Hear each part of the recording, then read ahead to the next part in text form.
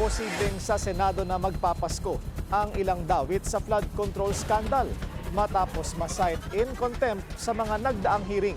Ang Blue Ribbon Probe naman, ipagpapaliban muna hanggang sa susunod na taon habang may nakabimbing mga kaso sa korte. Yan ang agenda report ni Hannah T.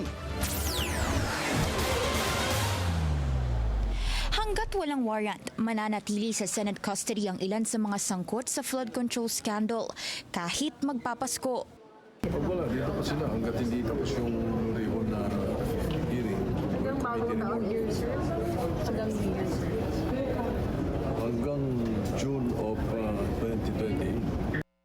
Nakadetain ngayon sa Senado sina dating DPWH District Engineer Henry Alcantara, mga bata niyang sina Bryce Hernandez at JP Mendoza at ang tinaguriang flood control king na si Curly Descaya matapos i-contempt ng Senate Blue Ribbon Committee.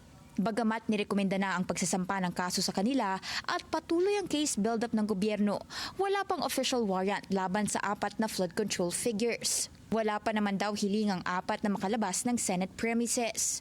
We'll cross the bridge when we get there. But right now, wala. Walang pakiusap from Right any now, of wala them. ko na Sir, may ready kayo. na request or no. May ready po Yung kayo dating sa request sa kanila. is yung umuwi para kuha ng mga dokumento gusto nilang isurrender.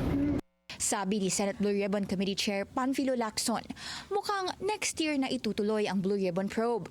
But I think, by and large, we have contributed a lot to the efforts as a government to get to the bottom of, at least in some areas.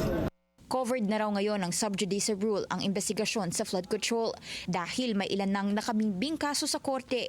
Maglalabas ng partial committee report ang Blue Ribbon tungkol sa kanilang mga naging pagdinig. Para sa agenda, Hannah T. Billionario News Channel.